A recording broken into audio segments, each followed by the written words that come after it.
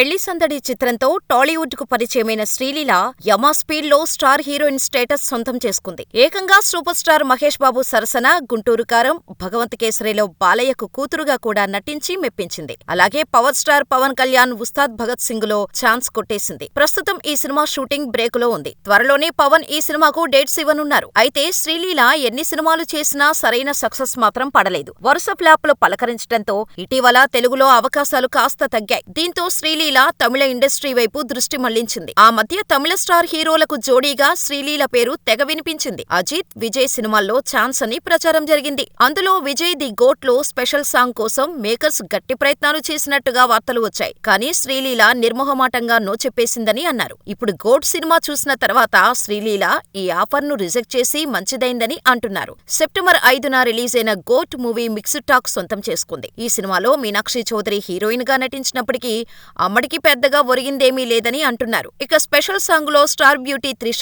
మెరిసింది. కానీ ఈ సాంగ్ చూశాక శ్రీలీల చేయకపోవటమే బెటర్ అనే కామెంట్స్ సోషల్ మీడియాలో వినిపిస్తున్నాయి. ఒకవేళ చేసినా కూడా శ్రీలీలకు రెమ్యునరేషన్ తప్పితే కెరీర్ పరంగా పెద్దగా కలిసొచ్చేది ఏమీ ఉండేది కాదని అంటున్నారు. ఎందుకంటే హీరోయిన్ గా శ్రీలీల కెరీర్ ఇంకా చాలా చూడాల్సి ఉంది కాబట్టి ఏదేమైనా ఈ మధ్య కాస్త గ్యాప్ ఇచ్చినప్పటికీ తిరిగి వరుస సినిమాలకు సైన్ చేస్తోంది శ్రీలీల.